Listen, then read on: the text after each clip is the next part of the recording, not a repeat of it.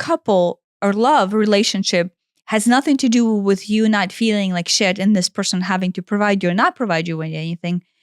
But you can, in the right circumstances, work together at identifying your pain bodies like you and I do, and then trying to work through them together. Like sit there and have these discussions where you're like, okay, I'm just feeling overwhelmed about this. What is that? And then you can give me pointers and whatnot. Yeah. And you can identify your pain form so you can come into this recognition of the victim empire and resistance. And so then I want to transition to, this is going to be depressing to some people, but this is the truth.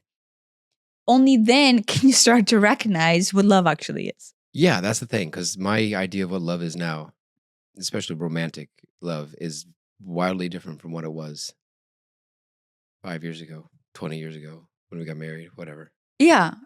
But right, to some extent, I want to say like love, through the process of knowing thyself, right? Love has all these transitory stages of interpretation. This is what will happen. You will start, because love is at the essence of it all, right? Like I don't have to sell anybody on it, but you can feel that inside of yourself. You can feel that, guess what? Like at the core, the vibrational frequency that is my state of being is love, right? And realize that is a force, like almost like, just like electricity, something that can zap you. That love is in some way as a force. They can, just like that, have a powerful, let's say not a zap, but yeah, it is a zap. Because whenever I'm vibrating and my heart center is open and I come to you, it literally zaps me. I could zap you, yeah. But it's magnetism, like magnetism is a force. But I'm not saying is actually a magnet, like physical magnet, but it is the same magnetic force that is. I mean, that's a good, I don't even know if that's an analogy. It's maybe more solid than an analogy because it literally pulls people together. Yeah, right. That is how we interpret. So everything we interpret in our life, if I say this, does this make sense? You almost have to, at some point in your life, whenever you're ready, and when you're listening to this, maybe you're already, you have to completely flip your interpretation of love from this point on up to this point on down. Yeah. Yeah. You flip your reality of what love is if I see love as the force, like quite literally the force, right? And it is, right? And it is magic in every way.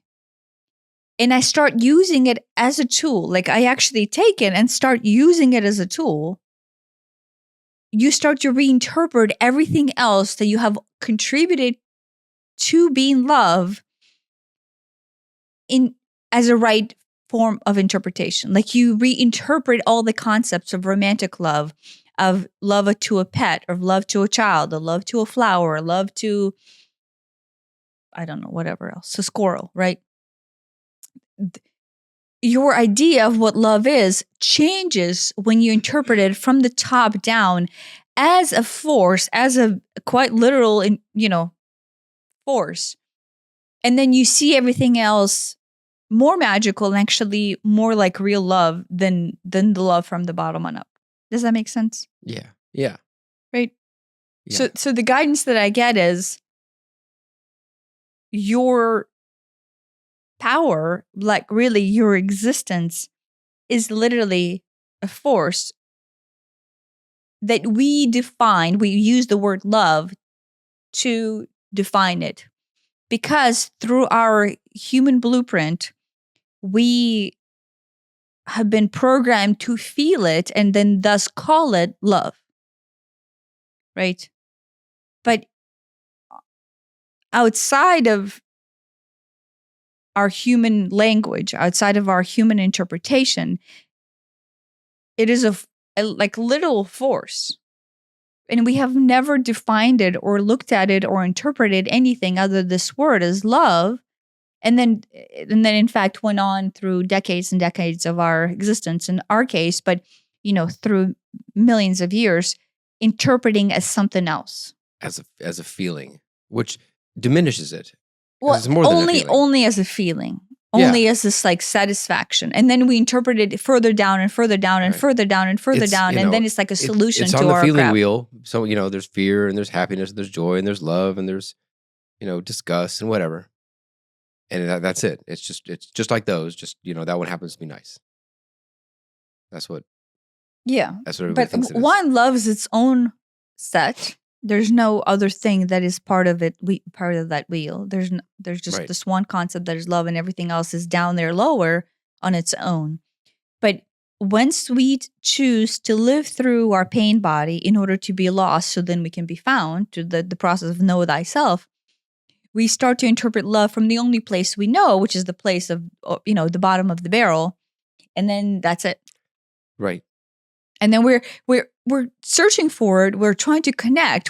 So when we're trying to connect to the essence of our being, to the essence of ourselves, when we're trying to spiritually awaken or enlighten ourselves, what we're trying to do is actually just open up this flow that is the interpretation of ourselves as this unlimited force that we then call love.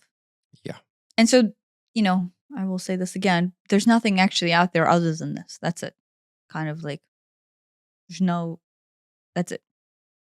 Just that is the understanding. And so if you reach that understanding, and if you reach that point in your being where you see this, you see it and then feel it and you know it.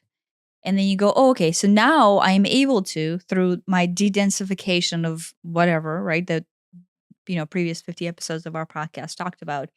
Now I'm right here, and now I'm redefining my truth. In fact, is I'm just opening to the essence of truth. You're not redefining. You're just finally opening your gates to all the knowledge that has been suppressed.